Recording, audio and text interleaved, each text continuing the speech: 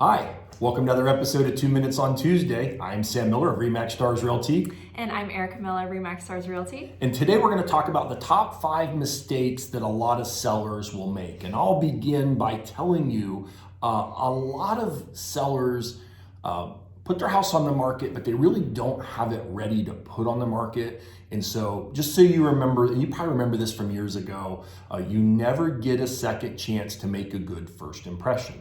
And that's never been more true than it is today, because now it's a little different. It used to be the first impression is when they came and looked at the house. Now that first impression happens online, where the buyer's looking at their smartphone, they're viewing it online, they're making the decision of, should I look at this home or should I just mark it off the list because I don't like what I see on my smartphone.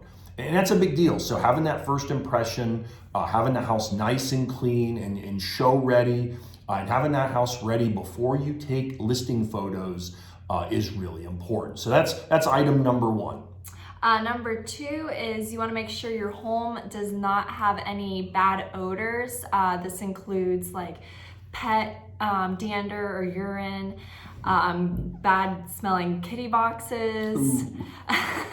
But also like you got to think about food too. Like if you've got something going bad in the fridge, you know, you can typically smell that, or if it's in the trash. Some of the foods may include, like if you got kale that's going bad, or even if you're cooking with like curry, some of those spices are very strong and can turn off buyers. So other ones are like if you've got like a strong cigarette smell in the house. But typically when buyers walk in and they smell this, they're going to be turned off and they're not going to be as inclined to purchase the house. And I agree. And cauliflower by itself doesn't have a bad smell, but a lot of people, when you cook cauliflower, especially if you steam it, it radiates through the whole house. And I can remember hearing when I first got into the real estate business, if you can smell it, you can't sell it. So that's something to keep in mind. Now, item number 3 has to do, this is totally in your hands as a seller. You don't want to restrict access to your home, putting limitations on the showings, meaning I only want to show the house on Fridays from 2 to 6 o'clock at night, and I don't want it shown any other time.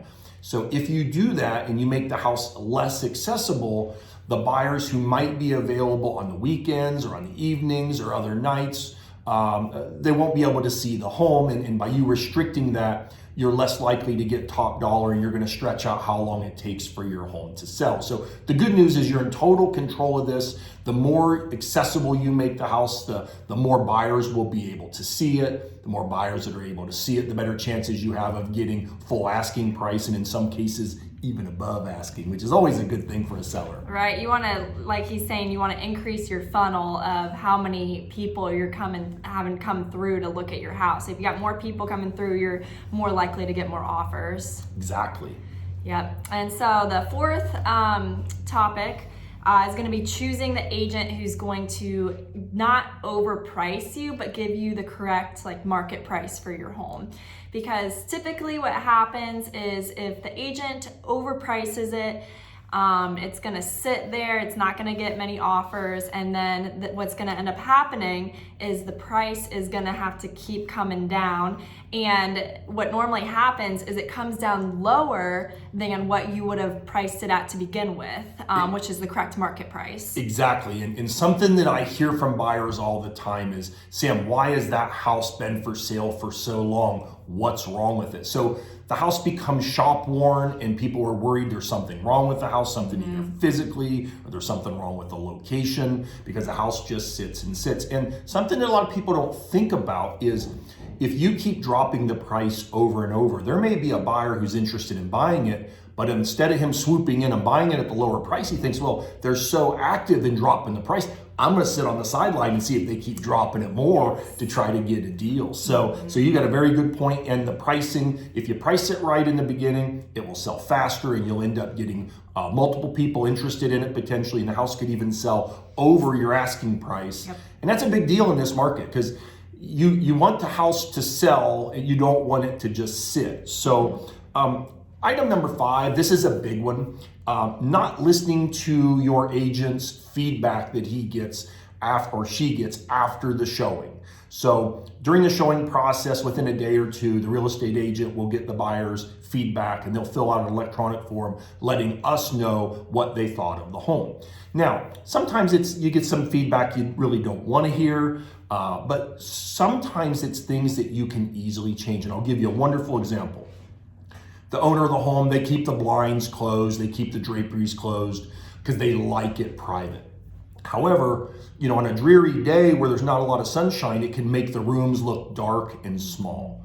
And for that reason, if you get feedback that says the room appears dark and small, you're like, hey, I can fix that. I'll open up the drapes, open up the blinds, crank up the lighting, make the house feel really kind of cozy, light, and airy. And all of a sudden it changes the entire feel of that house. And I gotta tell you, in 35 years, I've never had someone say, I wanna buy a house that feels small. They don't say that. So from that aspect, you can make a house, even if it's a modest size house, you can make it feel larger by lightening and brightening, letting that natural sunlight in. And a house just feels cozier, more comfortable when you do have that natural sunlight entering the home. So that's this week's topic. So the 5 big mistakes that sellers make, and there's certainly other ones too, but these are the ones that most people are accustomed to, or they've experienced, or they understand. And these are things that are in your control. You can change these items and make your sale smoother, quicker, easier. So hope this was helpful. We'll come back to you again next week. Thanks for watching 2 Minutes on Tuesday. I'm Sam Miller. I'm Erica Miller. Thanks for watching. Have a good one. Thanks. Bye-bye.